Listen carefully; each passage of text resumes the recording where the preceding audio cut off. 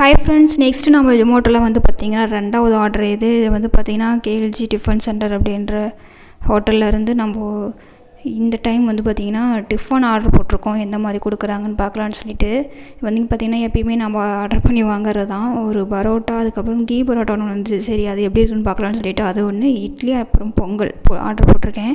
So ஸ்டார்டிங்ஸில் வந்து பார்த்திங்கன்னா எல்லாமே பார்த்து சின்ன ஹோட்டலாக ரேட்டு கம்மியாக இருக்கிறதா பார்த்தா ஆர்டர் போட்டிருக்கேன். ஸோ இதில் வந்து பார்த்திங்கன்னா பரோட்டா வெறும் 18 ரூபாய் 20 ரூபாய் என்னமோ தான் போட்டிருந்தாங்க. அதனால் இது வந்து இந்த ஹோட்டல் நான் சூஸ் பண்ணேன். மற்ற ஹோட்டல்லாம் வந்து பார்த்திங்க அப்படின்னா ஒரு பரோட்டாவே 45 ரூபா அந்த ரேஞ்சில் வருது. ஸோ அதனால் சரி இந்த ஹோட்டலில் ரேட்டெல்லாம் கம்மியாக இருக்கிறதுனால இந்த ஹோட்டலில் ஆர்டர் போட்டிருந்தேன். ஸோ பார்த்திங்கன்னா ஒரு பொங்கல், 2 பூரி, ஒரு இட்லிக்கு வந்து பார்த்திங்கன்னா இவ்வளோ குழம்பு. ஆல்ரெடி வந்து பாக்ஸில் பார்த்திங்கன்னா 4 பாக்கெட் இருக்குது. இந்த பாக்கெட்டுக்குள்ளே வந்து பார்த்திங்கன்னா இன்னும் 3-4 இருக்குது குழம்பு. ஓகேங்களா, இப்போ இதை வந்து நம்ம பரோட்டா ஓப்பன் பண்ணிடலாம். ஓகே, இப்போ வந்து பார்த்திங்கன்னா நம்ம பரோட்டா ஓப்பன் பண்ணியாச்சு. பாருங்கள் எவ்வளோ சின்னதாக இருக்குன்ட்டு. அதனால தான் ரேட்டும் கம்மியாக கொடுத்துருப்பாங்க போல். சரி, இப்போ இதை எடுத்து வச்சுட்டு அடுத்து நம்ம கொடுத்துருக்கிற பேக்கெட்டை பிரிக்கலாம். அது பார்த்திங்கன்னா பொங்கல் ஓரளவுக்கு அதிகமாக தான் இருந்துச்சு. டேஸ்ட்டும் ஓகே தான். பொங்கல்னால் கொஞ்சம் போல் நெய் அதிகமாக போட்டு இந்த மாதிரி நம்ம எதிர்பார்ப்போம். ஸோ அந்த அளவுக்கு இல்லை, ஆனால் ஓகே தான்வா இருந்துச்சு. டிஃபன்லேயுமே எல்லா குழம்பு, டிஃபன் இது எல்லாத்துலேயுமே வந்து பார்த்திங்கன்னா உப்பு கம்மியாக தான் இருந்துச்சு. நான் ஆர்டர் பண்ண ஃபஸ்ட்டு ஒரு 3-4 ஆர்டர் இது மாதிரி தான் இருந்துச்சு. ஸோ பொங்கல் ஓகேவாக இருந்துச்சு.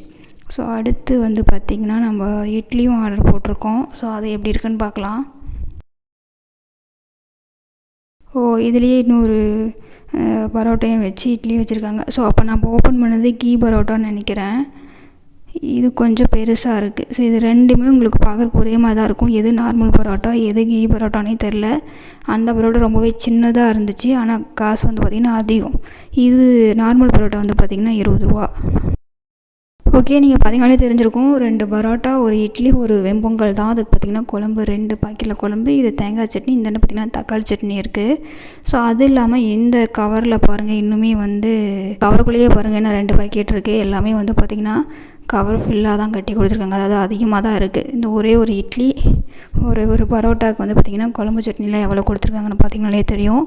ஆனால் வந்து பார்த்திங்கன்னா உப்பு தான் இல்லை. நம்ம ரீசெண்டாக ஆர்டர் போட்ட ஒரு 2-3 ஆர்டர் அப்படி தான் இருந்துச்சு. ஸோ இந்த டிஃபன் ஆர்டர்லையுமே வந்து பார்த்திங்கன்னா பரோட்டாலேருந்து குழம்பு, சட்னி எல்லாத்துலேயுமே உப்பு கம்மியாக தான் இருந்துச்சு. ஸோ மாஸ்டர் சுத்தமாக அன்னைக்கு உப்பு போடவே மறந்துட்டாரா என்னன்னு தெரில. பொங்கல் ஓரளவுக்கு ஓகேவாக இருந்துச்சு, ஃபுல்லாக சாப்பிட்டாச்சு. ஆனால் வந்து பார்த்திங்கன்னா பரோட்டாவில் அந்த அளவுக்கு இல்லை. கீ பரோட்டா சுத்தமாக எதுக்கு கீ பரோட்டான்னு கொடுத்துருக்காங்கன்னு எனக்கு தெரியல. இட்லியும் ரொம்பவே சின்னதாக இருந்துச்சு. ஓகே, எனக்கு திரும்ப டிஃபன் வந்து ஆன்லைனில் ஆர்டர் பண்ணலாமா அப்படின்ற மாதிரி டவுட் ஆகிடுச்சு. ஸோ டிஃபன்லாம் நீங்கள் வந்து ஆன்லைனில் ஆர்டர் பண்ணாதீங்க. நேராக போயிட்டு தள்ளுவண்டி கடையில் சாப்பிட்றதே பெஸ்ட்டு தான். அப்படி இல்லைன்னா நம்ம மாவு வாங்கிட்டு வந்துட்டு நம்ம வீட்டிலேயே செஞ்சுக்கிறது தான் பெஸ்ட்டுன்னு நினைக்கிறேன். ஏன்னா வந்து பார்த்திங்கன்னா நம்ம எதிர்பார்க்குற அளவுக்கு அதில் டேஸ்ட்டும் இல்லை. ப்ரைஸுமே இந்த ஹோட்டலில் மட்டும்தான் கம்மியாக இருக்குது. மீது எல்லா ஹோட்டலுமே ஒரு பரோட்டாவே வந்து பார்த்திங்கன்னா 45 ரூபா அந்த ரேஞ்சுக்கு போகுது. அதே மாதிரி பூரி வந்து பார்த்திங்கன்னா ஒரு செட்டு 65 ரூபா, 70 ரூபா, 80 ரூபா அந்த ரேஞ்சுக்கு போகுது. தோசையும் வந்து பார்த்திங்கன்னா கல் தோசையே வந்து 20 ரூபா, 30 ரூபா, 35 ரூபா அந்த ரேஞ்சில் இருக்குது. ஸோ அதுக்கு அந்த காசுக்கு, ஒரு தோசை காசுக்கு நம்ம மாவு வாங்கிட்டு வந்து ஃபுல்லாக நமக்கு தேவையான மாதிரி ஊற்றி சாப்பிட்டுக்கலாம். எண்ணெய் சட்னி மட்டும் நம்ம அரைச்சிக்கிட்டால் போதும். ஸோ டிஃபன் வந்து பார்த்திங்கன்னா இப்போதைக்கு ஆன்லைனில் ஆர்டர் பண்ண வேண்டாம் நான் அப்படின்னு சொல்கிற மாதிரி தான் இருக்குது. ஸோ அடுத்தடுத்த இது நம்ம செக் பண்ணி பார்த்துட்டு பெட்டர் ஹோட்டல் இருந்துச்சுன்னா நான் உங்களுக்கு வந்து சொல்கிறேன். ஓகேங்களா, ஸோ இதனோட ப்ரைஸ் லிஸ்ட் வேணும்னா வந்து உங்களுக்கு ஷோ பண்ணுறேன், பார்த்துக்குங்க. ஓகே, நெக்ஸ்ட்டு நான் ஆர்டர் பண்ண ஃபுட்டோடு சந்திக்கலாம். பாய். நெக்ஸ்ட் என்னென்ன ஃபுட் ஆர்டர் பண்ணேன் அப்படின்றதில் அடுத்தடுத்த வீடியோவில் நம்ம பார்க்கலாம். ஓகேங்களா.